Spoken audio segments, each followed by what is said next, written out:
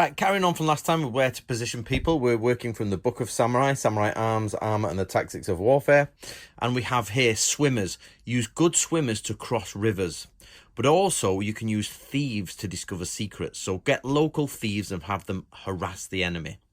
Now, if you get criminals or anyone who's surrendered, this can be your own prisoners, can be prisoners that you've captured from the enemy. It can be people from the enemy who've surrendered. You should question them thoroughly, ask them about lots of things, get as much information as you can, and then put them in the vanguard of the army. Give them a weapon, get them at the front of the army, get them fighting, tell them they'll be able to get loads of rewards if they do well.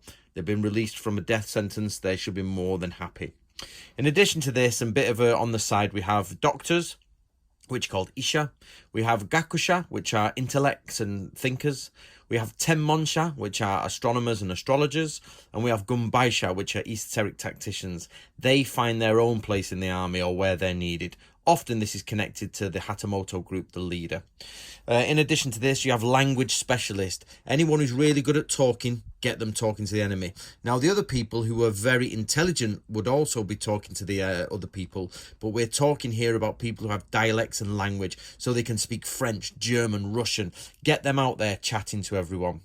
Also, we have left-handed archers. Now, what you do is you get all the left-handed archers you can and form their own troop so they can shoot from awkward positions. There you go, guys. Get yourself a copy of the Book of Samurai and keep up with us.